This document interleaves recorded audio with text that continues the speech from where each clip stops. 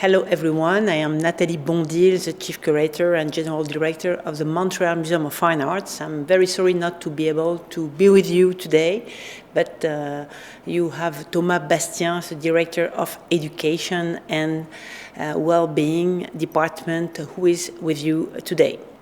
The Montreal Museum of Fine Arts is very renowned for his innovative program concerning education, art therapy, and inclusion. Why?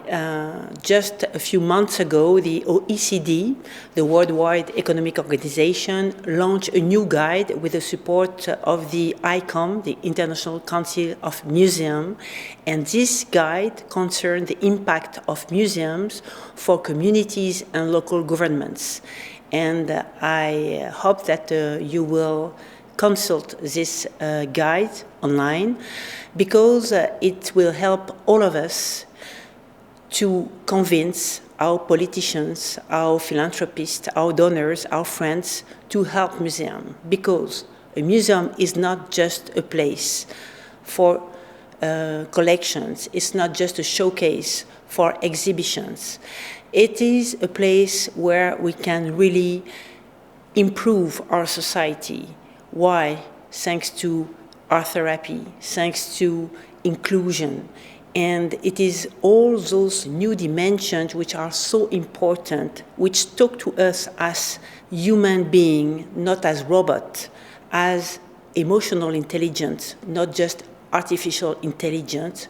And these new dimensions will be included in this new definition of a museum.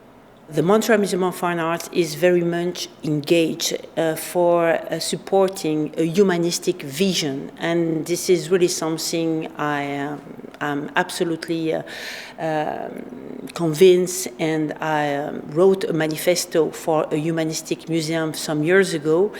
And in fact, it helped us to understand how we can help people, because our collections also have this sensible communication which can address all kinds of issues: mental health, eating disorders, Alzheimer, or all kind of other disease. In fact, we just launched a few months ago a new pilot project, the first medical prescription.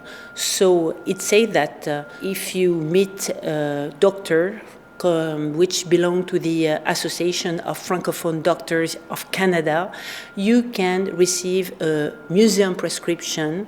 And so you can go to the museum with your family or with your friends, and there you can have these benefits coming from direct contact with works. There is also a new dimension we are very proud to have in our museum, with an art therapist full-time. We have a specific place, the Art Hive, which is devoted and open to all kind of people who can come and just express their emotion thanks to their creativity or creative practices.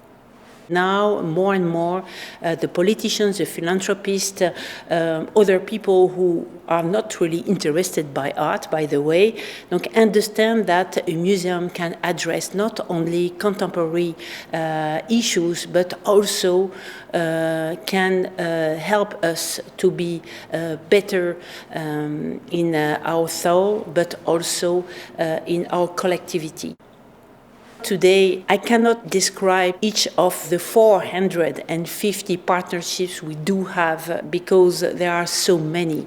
But I would say that the key for all of us is to remain very humble, not to keep this voice which belongs to the art historian, but really to open the place to other voices, to other expertise, and co-create our programs, not having ready to think, but really to have a haute couture program for each association with who we want to collaborate. For all those programs, we have initiated different advisory committees, which help us very much. One is obviously about education and art. The other one, which is much more innovative, is about art and health, and it is presided by the chief scientist in Quebec.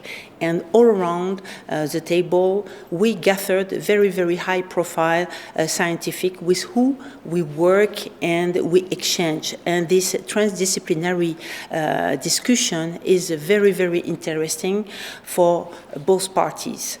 And very soon we will have a new committee about togetherness, and it is this new committee will also help us to make more bridges between culture, not in the perspective of multiculturalism, but much more in terms of interculturalism.